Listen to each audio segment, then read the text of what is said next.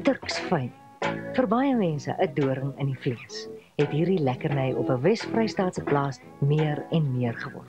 En het die vrugte en vrugte daarvan mettertyd vir die eienaar groter en groter voorspoed gebring.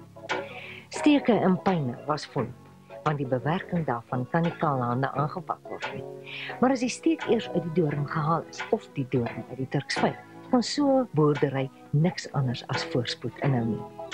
Dis wat hier op Goede Moed naby Hertsgbil gebeur. Turksvye het heel toevallig as meevallertjie deel van die Blighnout se inkomste geword.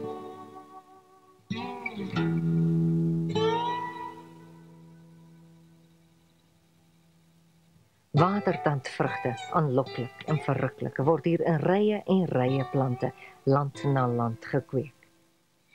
Verskillende cultivars is aangeplant. Van die bekendste is Gymnocarpus, Directeur, Morado, Skinner's Court en Medusa. Die cultivars word op verskillende tye ryp wat die bemarkingstyd verleng. Elke plant lewer gemiddeld 300 vrugte per seisoen en as mens ongeveer 20.000 plante het, is dit te verstaan dat die boerdery voltydse aandag verg. Turksvye hoef nie vertroetel te word nie, maar met 'n bietjie aandag en stikstof word wonderlike resultate verkry.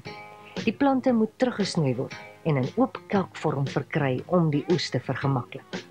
Die vrugte word met behulp van 'n plastiek bekertjie met 'n skêr van die plant afgeknip sonder om die vrug te beskadig. Die plukkery begin omstreeks Januarie en omdat die vrugte nie gelyk ryp word nie, moet die plant daagliks ondersoek word. Baie werksgeleenthede word sodoende vir die omliggende inwoners geskep. Die vrugte word in kratte geplaas en aangery om verwerk te word. Die verwerking en verpakking geskied onder die wakende oog van Babs Blighnout. Jan Blighnout sit ook hand by. Hier word die vrugte ontdoring deur 'n spesiaal ontwerpte masjien bestaande uit 'n vervoerband wat deur 'n elektriese motor aangedryf word. Nylonborsels word oor 'n glybaan aangedryf. Bo die borsels is ander harde borsels met mikrosproeiers wat water spuit. Die Turksvye kom doringloos aanderkant uit en kan met die hande uitgesoek word.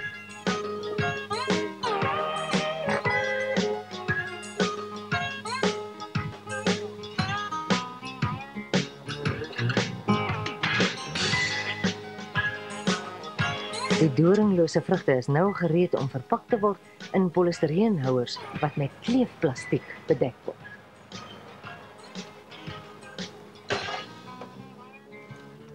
Na verpakking word die etikette daarop aangebring, die werk van die jongste lid van die gesin.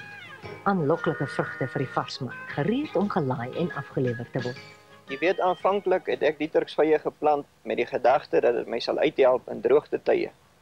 Want as dit so droog is hier in ons omgewing, dan is jy net op droë voer aangewese. Terwyl daardie Turksvyblad, as jy vir jou vee bygee vir 'n byvoeding, dan help hy geweldig baie, want dit is darm 'n groenigheidjie. Meeste is lief vir hierdie lekkerny, bestaande uit water, ruwproteïen, kalsium, fosfor en natrium. Om van varke nie eens te praat. Vars Turksvy met roomys en Turksvystroop. Ja. Of sommer net so uit die skap. En ek het gesien dat dit dra soveel dat ek besluit het om van die vrugte vir varsmark te gebruik en dit wat ek nie daarvoor kan gebruik nie vir konfyt. Konfyt volgens haar eie resep wat sy soos goud bewaar. Hierdie lekkerny is nie min gewild nie. Turksvy konfyt in Turksvystroop, iets waarvan die ou mense gepraat het, dik gesmeer op brood met varkvet.